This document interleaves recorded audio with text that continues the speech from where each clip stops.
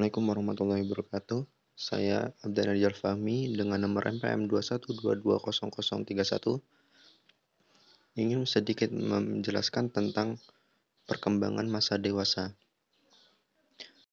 Video ini dibuat untuk memenuhi tugas mata kuliah perkembangan peserta didik dengan dosen pengampu Bapak Johan Setiawan MPD.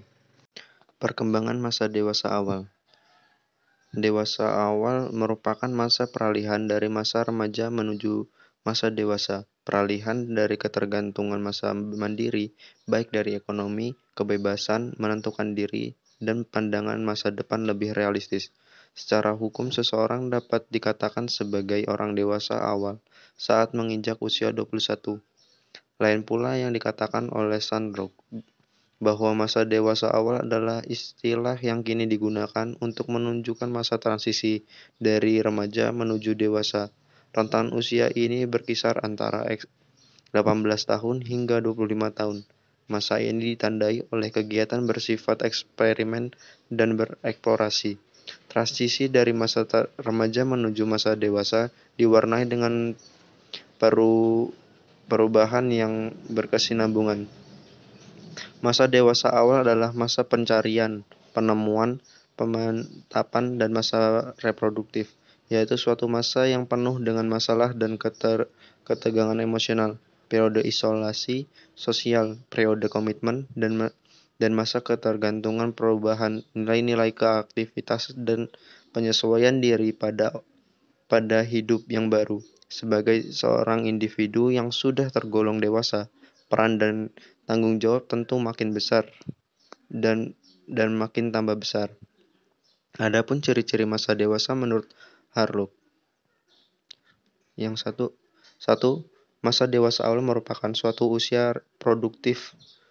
Masa ini ditandai dengan membentuk rumah tangga. Pada masa ini, khususnya wanita sebelum usia 30 tahun, merupakan masa reproduktif, di mana seorang wanita ini siap menerima tanggung jawab sebagai seorang ibu. Pada masa ini, alat-alat reproduktif manusia telah mencapai kematangannya dan sudah siap untuk masa dewasa awal sebagai masa bermasalah. Setiap masa dalam kehidupan manusia pasti mengalami perubahan, sehingga seseorang harus banyak melakukan kegiatan penyesuaian diri. Dengan kehidupan perkawinan, peran sebagai orang tua, dan sebagai warga negara yang sudah dianggap dewasa secara hukum. Yang kedua, masa dewasa awal merupakan masa yang penuh dengan masa ketegangan emosional. Ketegangan emosional sering ditempatkan dalam ketakutan atau kekhawatiran.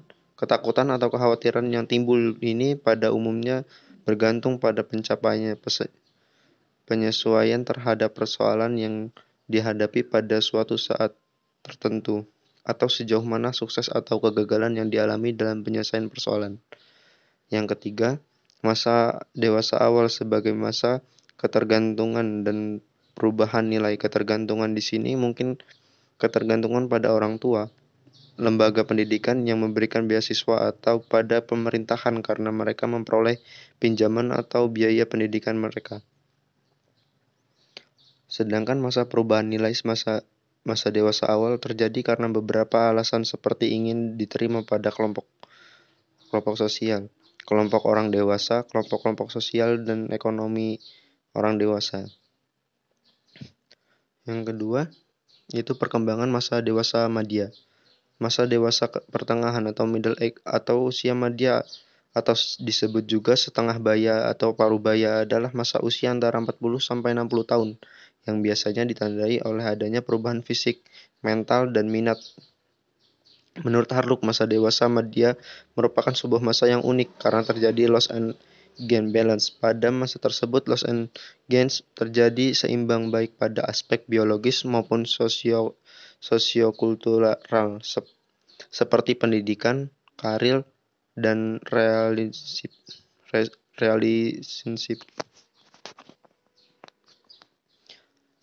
Adapun karakter masa dewasa madya. Yang pertama itu usia madya merupakan periode yang sangat ditakuti. Yang kedua, usia madya merupakan masa transisi Yang ketiga, usia madya adalah masa stres. Yang keempat, usia madya adalah usia yang berbahaya. Yang kelima, usia madya adalah usia yang canggung. Dan yang terakhir itu perkembangan masa dewasa akhir. Perkembangan masa dewasa akhir disebut juga masa penutup dalam rentang hidup pada hidup seseorang, di mana masa ini bisa dikatakan masa yang beranjak jauh dari kehidupan atau masa sebelumnya. Dalam pandangan psikolog, masa tua atau lansia memiliki umur sekitar 60 sampai meninggal, di mana pada usia ini terjadi penurunan kekuatan fisik dan penurunan daya ingat seseorang. Perkembangan fisik dewasa banyak perubahan fungsi organ yang semakin menurun dalam beberapa masa dewasa akhir ini, seperti menurunnya beberapa sistem saraf, kemampuan berpikir otak. Penjelasan lebih lanjut seperti di bawah ini. Daya ingat atau memori. Penurunan kemampuan mengingat pada lansia semakin lama akan semakin menurun. Kecepatan dalam mengingat suatu kejadian sangat lambat. Hal ini demikian antara dengan penyakit tua yang disebut pikun. Untuk mencegah terlalu banyak fungsi memori yang melemah, bisa dilakukan dengan melatih memori dengan memperbanyak membaca, berzikir, dan mendengarkan cerita dari berbagai macam media atau seorang pendamping. Yang kedua, indera pengingat atau penglihatan mata. Penurunan penglihatan akan semakin dirasakan pada masa lansia, bahkan pada masa sebelum lansia atau dewasa.